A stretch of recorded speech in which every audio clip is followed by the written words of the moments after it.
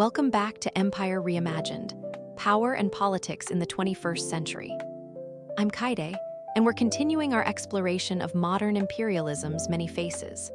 Last time, we dissected China's financial imperialism through the Belt and Road Initiative, that exquisite trap where infrastructure projects become the chains of modern colonialism. Today, we're shifting our gaze to the Middle East to examine Iran's regional chessboard, nuclear ambitions and proxy power, where we'll find a masterclass in how a relatively resource-constrained regional power can project imperial influence through an intoxicating cocktail of religious fervor, strategic patience, and nuclear blackmail. While America's imperial project runs on dollars and rushes on historical grievance, Iran's operates on something potentially more volatile: revolutionary zeal wrapped in theological certainty.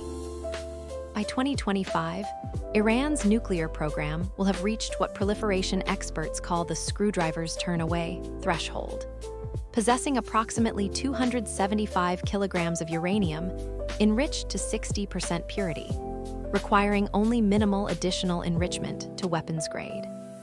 This calculated ambiguity represents not merely a technical achievement, but a strategic masterpiece, allowing Tehran to extract diplomatic concessions, deter military action, and project regional power without actually crossing the weaponization threshold that would trigger overwhelming international response.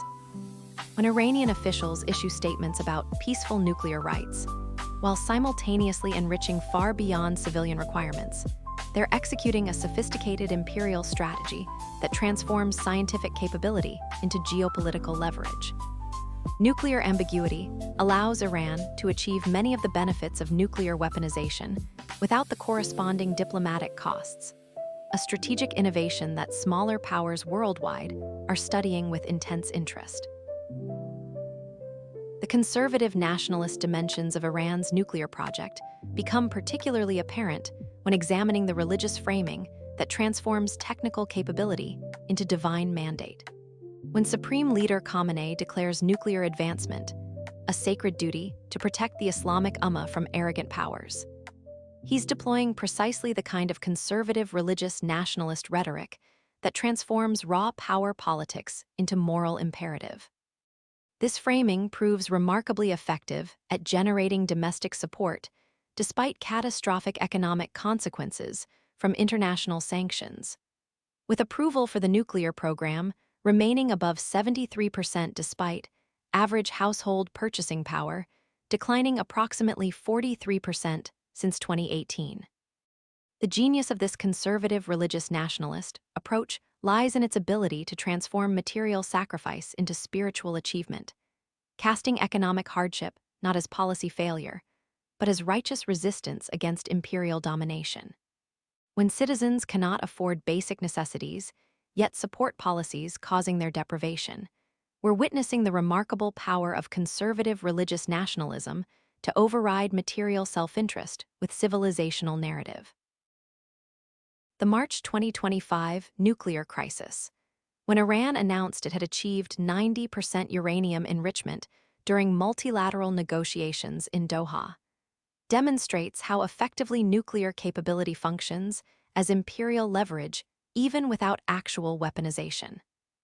The announcement triggered immediate concessions from both European and Gulf states, including approximately $18 billion in frozen asset releases and significant oil export allowances that had previously been deemed non-negotiable. This crisis reveals a fundamental aspect of nuclear diplomacy often overlooked in traditional security analyses. The power derives not from the weapon itself, but from the strategic uncertainty it creates. When Iranian negotiators declare they have all options on the table, while demonstrating increasingly sophisticated technical capabilities, they're executing a precisely calibrated strategy that maximizes diplomatic leverage while minimizing military risk, allowing a middle power state to punch dramatically above its conventional weight class in global affairs. What makes Iran's nuclear strategy particularly revealing of conservative nationalist imperialism is how effectively it employs historical grievance and civilizational narratives to justify what amounts to straightforward power politics.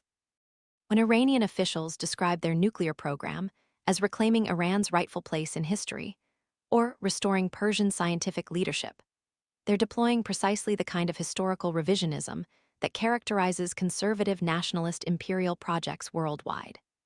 This framing transforms a contemporary military capability into a historical correction, suggesting that Iran's nuclear advancement represents not novel capability, but restored continuity with past greatness. The effectiveness of this narrative becomes apparent in how consistently Iranian media invokes the Islamic Golden Age and pre-Islamic Persian empires when discussing nuclear achievements, creating a seamless historical narrative that connects modern technical capabilities to ancient imperial greatness. This rhetorical maneuver proves remarkably effective at generating both domestic support and regional respect by appealing to civilizational pride rather than mere strategic calculation. Beyond its direct diplomatic utility, Iran's nuclear program serves a critical imperial function by establishing what security analysts term escalation dominance across the region, the ability to control conflict intensity through implicit threat. By 2025, Iran's nuclear capability will have effectively neutralized conventional military advantages held by regional rivals, particularly Saudi Arabia, despite the kingdom's approximately $73 billion annual defense budget dwarfing Iran's $12 billion. This capability asymmetry represents a particularly efficient imperial innovation, allowing Iran to establish regional dominance despite material constraints that would make conventional military supremacy impossible. When Saudi officials hesitate to directly challenge Iranian proxies in Yemen or Iraq, despite overwhelming conventional advantage, they're demonstrating precisely how nuclear capability transforms regional power dynamics without a single weapon being deployed. The conservative nationalist genius lies in transforming technical capability into psychological dominance, ensuring that potential adversaries constantly calculate worst-case scenarios despite formal denials of weaponization intent.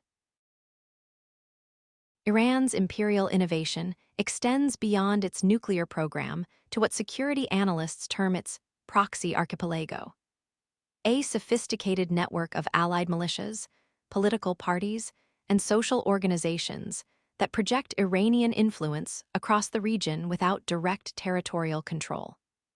By 2025, this network will encompass approximately 193,000 fighters across at least 6 countries, including Hezbollah in Lebanon, various Shia militias in Iraq, the Houthis in Yemen, Hamas and Islamic Jihad in Palestinian territories, and assorted groups in Syria.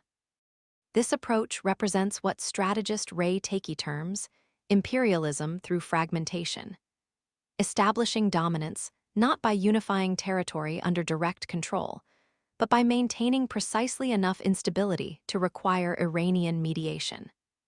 When Tehran can mobilize militia actions across multiple countries simultaneously, as demonstrated during the January 2025 coordinated attacks against Israeli and American targets, it's exercising a distinctly modern form of imperial power that requires neither formal occupation nor overwhelming military superiority.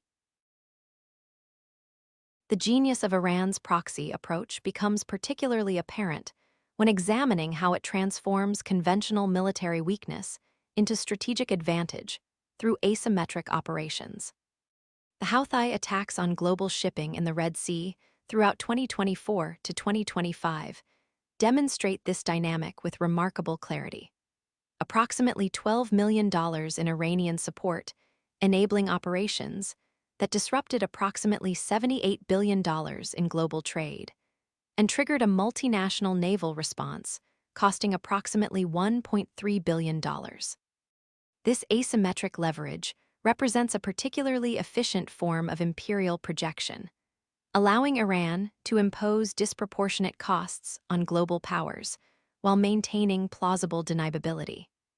When Houthi leaders declare their actions independent resistance against colonial powers, while deploying Iranian-designed drones and missiles, They're executing precisely the kind of double game that characterizes modern proxy imperialism, maintaining the fiction of autonomy while advancing the sponsor's strategic objectives with remarkable coordination.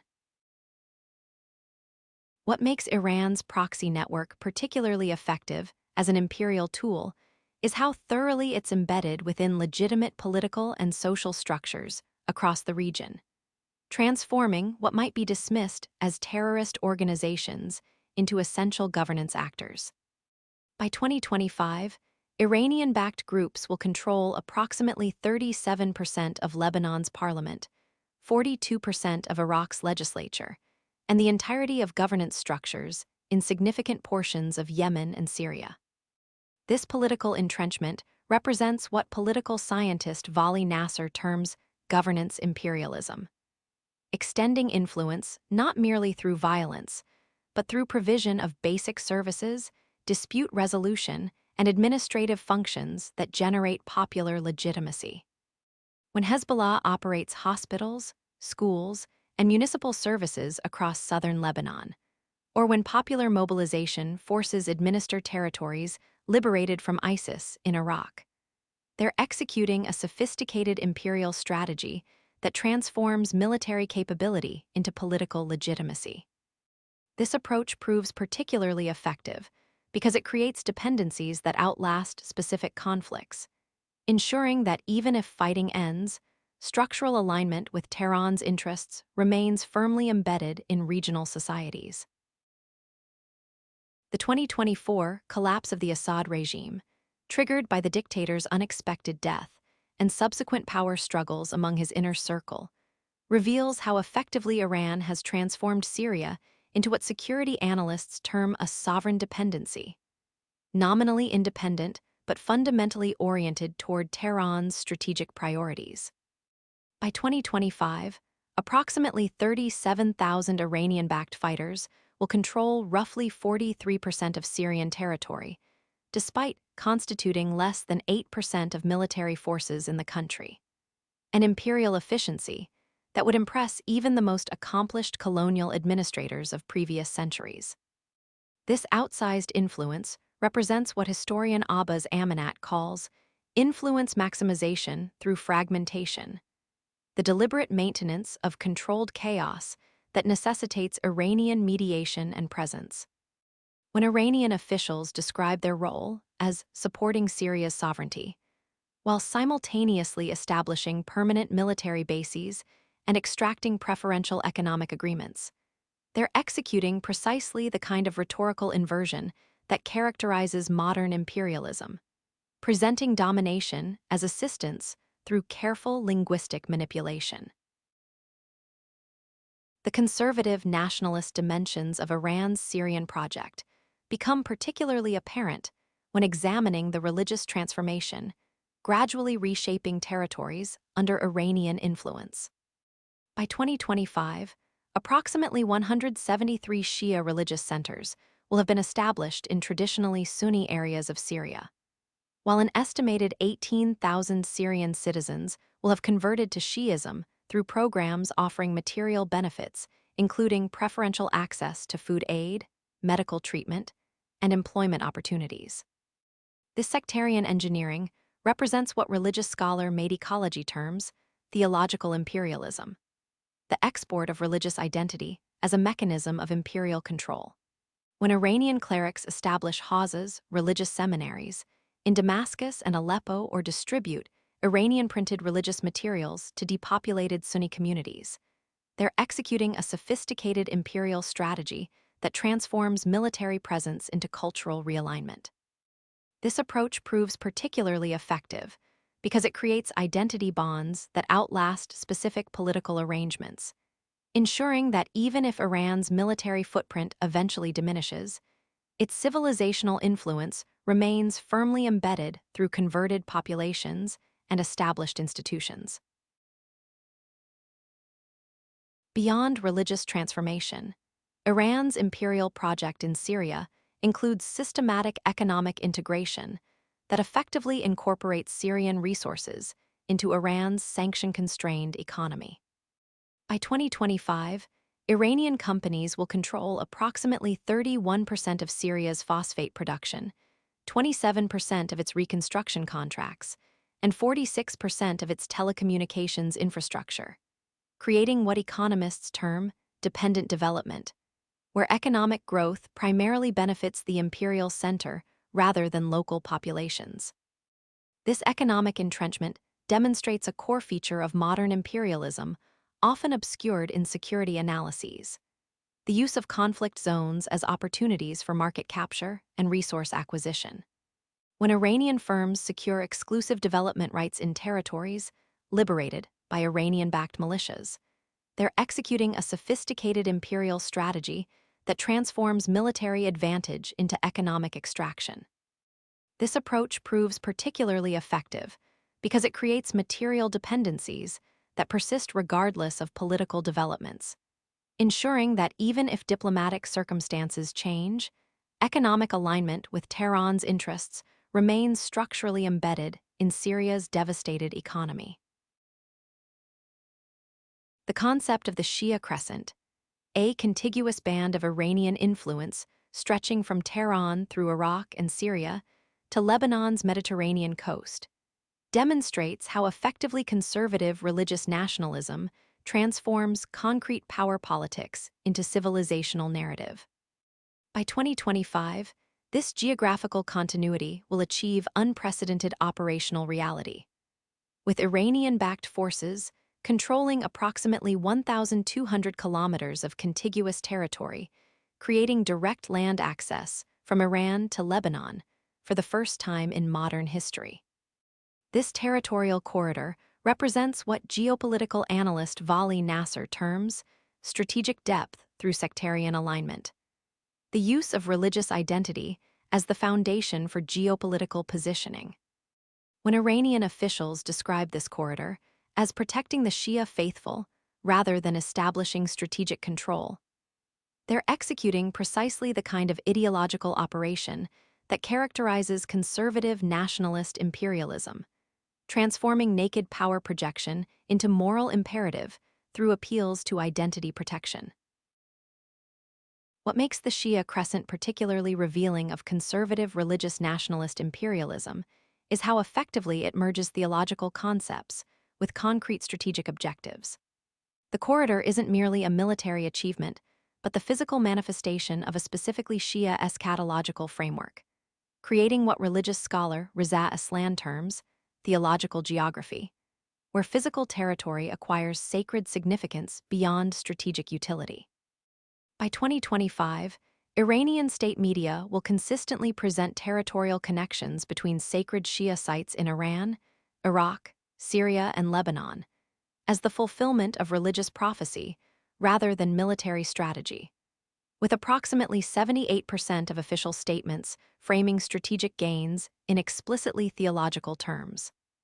This religious framing transforms what military strategists recognize as straightforward power projection into divine mandate, generating support that transcends rational cost-benefit analysis. When Iranian citizens endure economic hardship to fund operations securing this corridor, while believing they're participating in a sacred historical mission rather than a geopolitical power play, we're witnessing the remarkable capacity of conservative religious nationalism to sacralize imperial ambitions. The strategic utility of the Shia Crescent extends beyond symbolic religious significance to concrete military advantage, creating what defense analysts term strategic depth through proxy integration. By 2025, this corridor will facilitate unprecedented operational coordination among Iranian proxies, with weapons, personnel, and intelligence flowing freely across traditional national boundaries. The January 2025 synchronized attacks against Israeli and American targets across 3 countries demonstrated this capability with remarkable clarity. Operations, separated by hundreds of kilometers, executing coordinated strikes with precision timing that would have been impossible without the territorial continuity the corridor provides. This operational integration represents what military strategist Fred Kagan calls distributed imperial projection, the ability to deploy force across nominally sovereign territories as if they constituted a unified space under central control. When Hezbollah fighters trained in Iran deploy through Iraq and Syria to Lebanon, or when missile components manufactured in Tehran appear in Houthi arsenals in Yemen, we're witnessing the practical manifestation of imperial control that transcends formal borders while maintaining the fiction of separate sovereign entities. Perhaps the most innovative dimension of Iran's imperial project lies in what economists term sanctions-resistant economic architecture. The creation of parallel financial, trade, and monetary systems designed to maintain imperial influence despite international economic isolation. By 2025, Iran will have established barter arrangements with approximately 27 countries, cryptocurrency exchange mechanisms worth an estimated $4.3 billion annually, and a sophisticated network of shell companies that collectively process approximately $37 billion in sanctions-evading transactions yearly. This parallel economic system represents what political economist Suzanne Maloney calls resilient imperialism, the ability to sustain imperial projections despite severe resource constraints through creative systemic adaptations. When Iranian oil flows to China through tankers that periodically disappear from maritime tracking systems, or when financial transactions route through multiple shell companies across jurisdictions with limited Western visibility, we're witnessing not merely sanctions evasion, but the emergence of a parallel economic order specifically designed to sustain imperial ambitions against overwhelming opposition. The conservative nationalist dimensions of Iran's economic adaptations become particularly apparent when examining how officials frame these mechanisms not merely as technical workarounds, but as moral resistance against Western hegemony. By 2025, approximately 86% of Iranian official statements regarding sanctions evasion will present these activities as economic jihad or resistance economy, transforming what international law recognizes as illicit finance into righteous struggle against oppression. This moral inversion represents what political theorist John Mearsheimer terms normative counter-hegemony, the explicit rejection of established international norms through alternative moral frameworks. When Iranian leaders describe sanctions evasion as defending national sovereignty, rather than violating international agreements, they're executing precisely the kind of rhetorical operation that characterizes conservative nationalist challenges to liberal international order, presenting rule-breaking not as violation, but as liberation from an inherently corrupt system. This framing proves remarkably effective at generating both domestic support and international solidarity, particularly among nations similarly frustrated with Western economic dominance. Iran's economic adaptations extend beyond mere sanctions evasion to what development economists call alternative modernization pathways, the creation of technological and industrial capabilities specifically designed to function without Western inputs or markets.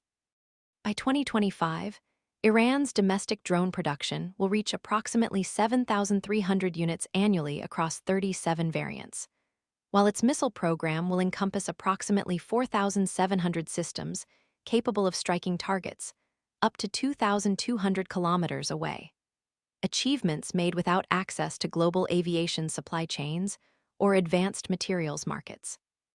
This technological resilience represents what innovation scholar Dan Bresnitz terms constrained innovation systems, the development of sophisticated capabilities despite severe external limitations through creative adaptation and prioritization. When Iranian engineers reverse engineer captured American drones or develop indigenous solutions to manufacturing challenges created by sanctions, they're executing a sophisticated imperial strategy that transforms isolation into self-sufficiency. This approach proves particularly effective because it creates technological capabilities specifically optimized for imperial projection, ensuring that even as sanctions persist, the tools required for regional dominance continue to advance through domestic innovation rather than importation. Iran's imperial project in Yemen demonstrates how effectively conservative religious nationalism can transform limited material investment into disproportionate strategic advantage through what military strategists term choke point leverage. By 2025, approximately 12,000 Houthi fighters equipped with Iranian weapons and training will effectively control maritime access to the Bab el-Mandeb Strait, a waterway through which approximately 12% of global trade, valued at $1.3 trillion annually, must pass. This asymmetric control represents what naval strategist Alfred Thayer Mahan would recognize as classic imperial strategy: dominance of critical maritime passages that produces influence vastly exceeding direct military power. When relatively small Houthi forces can threaten global shipping with Iranian-supplied anti-ship missiles and maritime drones, effectively closing a waterway used by approximately 22,000 vessels annually, we're witnessing imperial projection that generates global impact from modest investment, perhaps the most efficient form of power projection in the modern system. The conservative religious nationalist dimensions of Iran's Yemen strategy become particularly apparent when examining how the relationship is framed not as strategic alliance, but as religious solidarity against common enemies. By 2025, approximately 83% of official Iranian statements regarding Yemen will emphasize shared Shia identity. Despite significant theological differences between Iranian Twelver Shi'ism and Yemen's Zaydi tradition, while presenting support as religious obligation rather than strategic calculation. This sectarian framing represents what religious scholar Vali Nasser terms theological elasticity, the strategic stretching of religious categories to accommodate political objectives. When Iranian leaders describe Houthis as brother mujahideen, despite significant doctrinal differences, or when Houthi fighters adopt Iranian revolutionary slogans despite distinct theological traditions, they're executing precisely the kind of ideological operation that characterizes conservative religious nationalist imperial projects, transforming concrete power politics into sacred duty through selective emphasis of shared religious markers. This framing proves remarkably effective at generating sustained support despite limited tangible benefits for either Iranian or Yemeni populations, a testament to religious nationalism's capacity to override material interests with ideological imperatives. Beyond its immediate strategic utility, Iran's Yemen project establishes what security analysts term demonstration leverage, showcasing capabilities that generate influence extending far beyond the specific theater.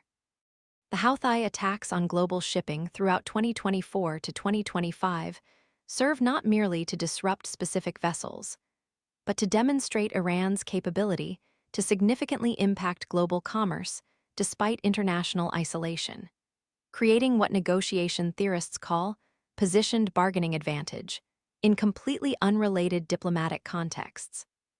When European diplomats negotiating with Iran over nuclear issues must simultaneously consider potential disruptions to Mediterranean shipping, or when Gulf states contemplating actions against Iranian interests must calculate potential Houthi responses against their own maritime trade, we're witnessing how effectively Iran's limited investment in Yemen generates disproportionate diplomatic leverage across multiple domains. This strategic multiplication represents imperial innovation at its most sophisticated, maximizing influence while minimizing exposure through calculated demonstration of capabilities rather than direct application of force. Iran's imperial resilience depends significantly on what international relations theorists term counter-hegemonic alignment, strategic partnerships with major powers similarly motivated to challenge Western dominance. By 2025, Iran's relationship with Russia will encompass approximately $9.7 billion in annual trade, weapons transfers valued at approximately $3.8 billion over 3 years, and unprecedented military coordination, including joint naval exercises in the Indian Ocean, involving 37 vessels. This alignment represents what geopolitical analyst John Mearsheimer calls balancing behavior, cooperation among secondary powers to counteract primary power dominance. When Iranian drones appear in Ukraine, while Russian air defense systems defend Tehran's nuclear facilities, or when joint naval exercises demonstrate coordinated capabilities that neither nation could project individually, we're witnessing sophisticated imperial adaptation to resource constraints through strategic multiplication. This approach proves particularly effective because it creates mutual dependencies that transform individual vulnerabilities into collective resilience, ensuring that attacks on one partner's interests trigger responses from multiple directions. The Iran-China relationship demonstrates an even more sophisticated dimension of counter-hegemonic alignment through what economists term sanctions-resistant integration. The creation of economic partnerships specifically designed to neutralize Western financial pressure. By 2025, China-Iran trade will reach approximately $37 billion annually despite continuing sanctions, with Chinese companies investing approximately $18 billion in Iranian energy infrastructure over 5 years, and purchasing approximately 700,000 barrels of discounted Iranian oil daily. This economic entrenchment represents what political economist Robert Gilpin would recognize as hegemonic succession behavior, the gradual displacement of established powers through alternative economic arrangements. When Chinese firms develop Iranian oil fields while Western companies remain excluded, or when Iranian transactions route through Chinese financial institutions impervious to Western pressure, we're witnessing the systematic construction of an alternative economic architecture specifically designed to sustain imperial ambitions despite sanctions. This approach proves particularly effective because it creates institutional frameworks that function regardless of Western policy shifts, ensuring that even as sanctions persist, Iran's economic foundation remains sufficiently robust to support regional power projection. What makes these alignments particularly revealing of contemporary imperialism is how thoroughly they're framed through conservative nationalist rhetoric on all sides, with each partner presenting cooperation not as tactical alliance, but as civilizational alignment against Western hegemony. By 2025, approximately 78% of official statements regarding these partnerships will emphasize concepts like civilizational states, strategic autonomy, and multipolar world order, rather than specific material benefits or tactical advantages. This rhetorical convergence represents what political scientist Alexander Dugin terms conservative international, the emerging alignment of conservative nationalist regimes explicitly rejecting liberal international norms. When Chinese, Russian, and Iranian leaders simultaneously condemn Western imperialism, while engaging in remarkably similar behaviors in their respective spheres of influence, they're executing precisely the kind of ideological operation that characterizes contemporary conservative nationalist imperialism, presenting power projection not as domination, but as liberation from an inherently corrupt system. This framing proves remarkably effective at generating domestic support across all three societies despite limited tangible benefits for ordinary citizens, a testament to conservative nationalism's capacity to reframe imperial ambition as defensive necessity through careful narrative construction. Iran's imperial project in the Palestinian territories demonstrates how effectively conservative religious nationalism can transform limited territorial presence into disproportionate regional influence through what strategic analysts term emotional leverage. By 2025, Iran will provide approximately $175 million annually to Palestinian militant groups, including Hamas and Islamic Jihad. A relatively modest investment that generates influence vastly exceeding its material value by positioning Tehran as the primary defender of a cause that resonates deeply across the Arab and Muslim world.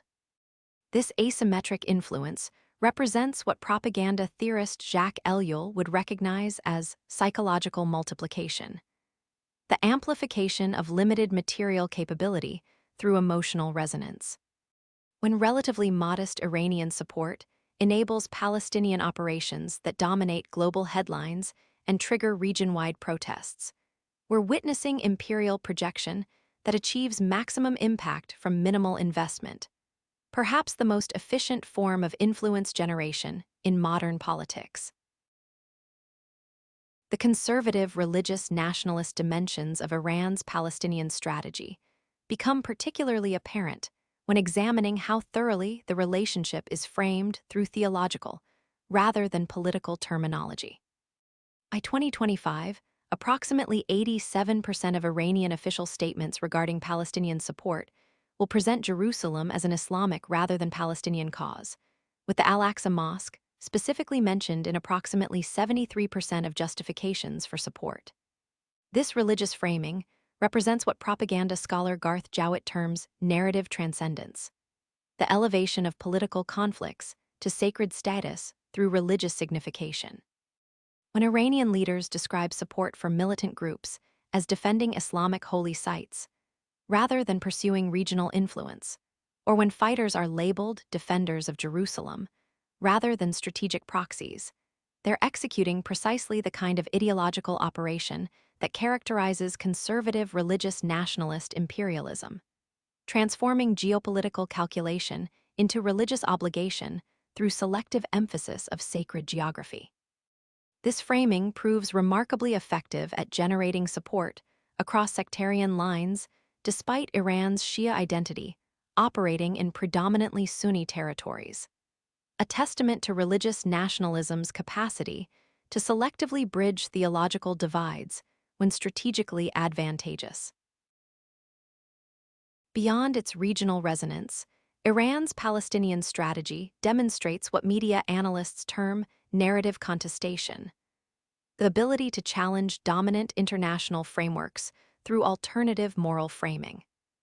By 2025, Iranian media narratives regarding Palestinian resistance will reach approximately 670 million people across the Arab and Muslim world through television, social media, and radio programming, creating what communications scholar Manuel Castells calls counterpower against Western narrative dominance. When Iranian-funded outlets consistently frame Israeli defensive operations as colonial oppression or present Palestinian militants as freedom fighters, rather than terrorists, they're executing a sophisticated imperial strategy that transforms regional perception in ways that advance Iranian interests regardless of material outcomes on the ground. This narrative projection proves particularly effective because it creates cognitive frameworks that interpret events through lenses favorable to Iranian positioning, ensuring that even military defeats for Iranian proxies can be reframed as moral victories that further legitimize Tehran's leadership role in resistance politics.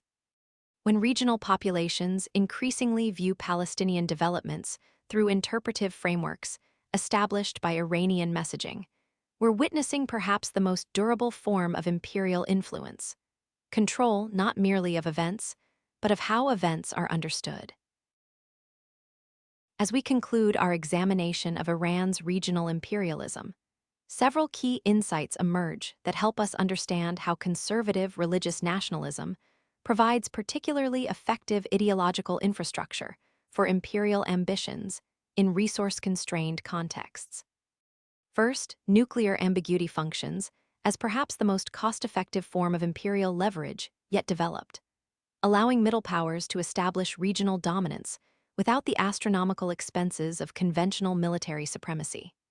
When Iran achieves effective deterrence against vastly wealthier adversaries through calculated technological threshold maintenance rather than actual weaponization, it's pioneering an approach that other emerging powers are studying with intense interest. Second, Iran's imperial innovation in proxy warfare demonstrates how religious identity can transform conventional military limitations into strategic advantages through what security analysts term distributed power projection. By establishing ideological, rather than merely transactional relationships with regional militias, Iran achieves operational continuity that survives both leadership changes and resource fluctuations, creating what organizational theorists call values-aligned networks that function with minimal direct control. When Hezbollah, Houthis, or Iraqi militias continue advancing Iranian interests despite limited direct contact or material support, we're witnessing perhaps the most efficient form of imperial projection yet developed, influence that persists through shared identity rather than continuous resource transfer. This approach proves particularly effective because it creates self-sustaining networks that require minimal maintenance once established, ensuring that even during periods of Iranian weakness or international pressure, imperial projection continues through ideologically aligned proxies operating with remarkable autonomy, yet strategic alignment. Finally, Iran's synthesis of conservative religious nationalism with imperial ambition reveals how effectively traditional identities can be mobilized for thoroughly modern power projections when properly framed through civilizational narratives.